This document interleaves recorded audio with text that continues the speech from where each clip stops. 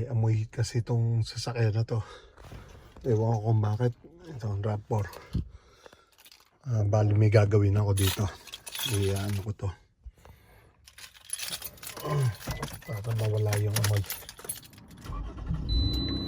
Yan. Ini-start ko mga kaibigan.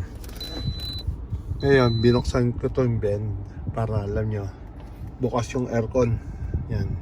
Mga kaibigan, lahat yan bukas. Buksan ko para pumasok yung hangin. Yung ano galing sa labas. Yan. Naka-start. Ngayon, habang naka-start to, isprayan ko yan doon. Dito mga kaibigan. Sprayan ko yan. Yan. Doon sa benda to. Papakita ko sa inyo. Yan. Diyan yan. Sprayan. Ng Lysol. Tinakuha ko lang sa asawa ko yung Lysol sa loob ng bahay. Yun dyan. Nandyan. Okay. Hintayin ko lang misis ko. Pabayaan nyo lang na andar 5 minutes pagka inisprayan nyo, pabayaan nyo bago sa nyo patayin, bago sarado nyo na yung ano. Kung hindi nyo muna gagamitin, mas maganda para na ano yung sa loob. Okay. Yan, nice ano.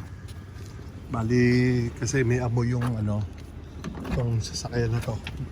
Ewan ko kung bakit ano. Yan, bali binuksan ko to. Yan, open. Bukas yung aircon, lahat. Yan. Bali, isprayan ko para mawala yung amoy nito. Dito sa may unahan. Ito mga kaibigan. Ito yung gagamitin nyo. Na-testing ko na rin ito doon sa isa kong sasakya sa truck. Yan, bali dito may butas yan. Kung wala dito, naandun nyo sa mesa sa loob ng ano. Yan mga kaibigan. Isprayan nyo lang yan.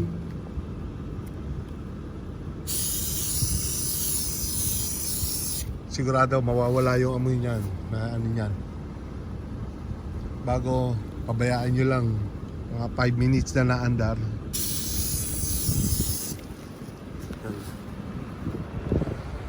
Saka nyo patayin yan pagka ano.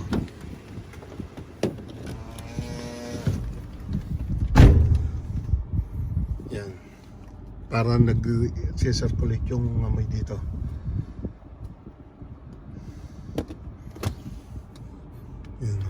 Medyo nawawala na yung amoy yan mga kaibigan.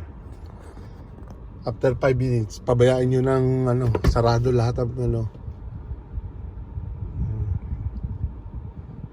Mga 5 minutes. Patayin nyo na yung makina. O, nawala yung amoy loob Parang amoy amag mga kaibigan. Simple ang tips lang sa inyo yan. Para mawala yung amoy. Pati yung mga ano dito sa loob ng sasakyan, medyo ano yung bakterya mamatay. Sprayan ko pa uli na isa pa.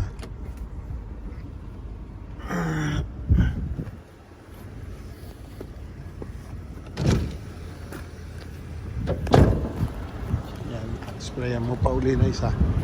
Isa pa.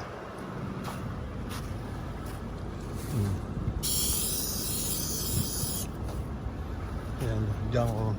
Yan yung vent niyan nasa sasakyan.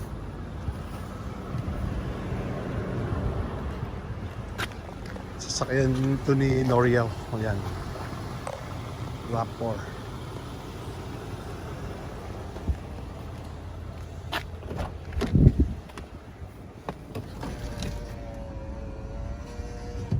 Okay, bye mga kaibigan.